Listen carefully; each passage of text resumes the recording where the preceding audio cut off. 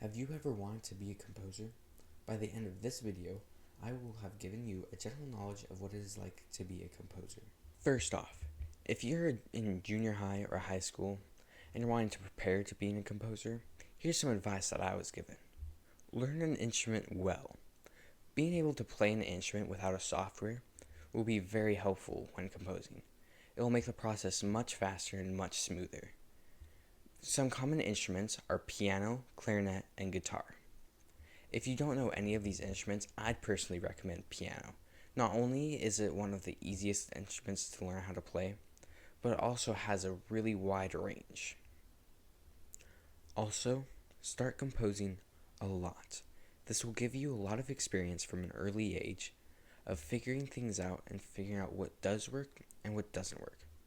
Also, you can share your compositions with friends and even some professionals. Many of them are happy to help you with any questions you may have or advice you may want. As I was talking to a student, she said, just get your music out there. It doesn't have to be perfect. If you don't get your music out there, you can miss out on some very good advice. This also applies to if you're having composition as a job. Your songs are never going to be perfect, so just finish it and get it out there. Another bit of advice that I was given was to compose more original songs. One composer remarked that he had wished that he had arranged less and composed more when he was younger. I'm not saying that arranging music is bad, but I'm just saying that if you're constantly arranging music, try composing a few original pieces. If you're going to be a composer, you're going to have to know more than just composing. You'll have to learn to produce, mix, and use a software. Because composers are often their own bosses, they also have to be very entrepreneurial. I know I personally am not the most entrepreneurial kind of person, but like most other things, entrepreneurship is a skill that you can learn. Composition is a little bit different when it comes to schooling.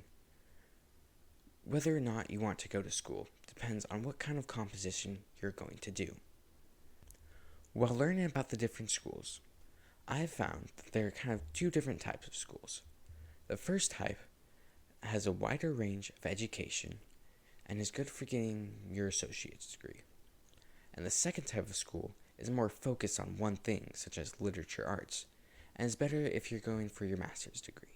I'm just going to list a few schools and a few different things they offer. Rice University is located in Houston, Texas.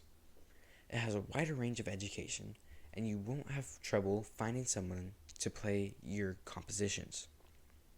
There are many ensembles across Houston, and the students there are very willing to play new music.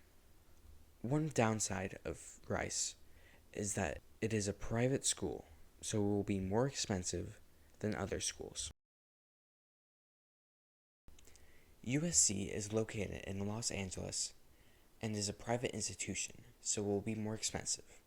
However, it is probably the best school for film composing because right across the street is USC Performing Arts. Here you can compose songs for student films and get a feel for what it is really like to have composing as your job. Juilliard is located in the heart of Manhattan, right next to Lincoln Center and Broadway. There are many small ensembles that can play your music, and the Juilliard Orchestra plays many student songs every year. Unlike other schools that I have listed, Juilliard is not part of a larger school, so it has a much more focused education on drama, dance, and music. Because Juilliard is a private institution, it is very expensive, but they do offer scholarships that you can get. The Peabody Institute is located in Johns Hopkins University, so it will have a wider range of education like other schools I have listed. The Peabody Institute has arguably the most diverse faculty, so you will get a wide range of styles to learn from. This is just a small list of schools, so I encourage you to go and research many different schools to learn about what they can offer for you. Some advice that I was given was to only accept the school that gives you the most financial aid. If you go with a college that you have to pay a lot for, you're going to have to pay off student loans for years. There are many different styles of composition, so it will be hard to tell you what composition is like as a job. I will do my best to cover a general idea of what it is like to do composition. Composers are almost always self-employed, hired by clients.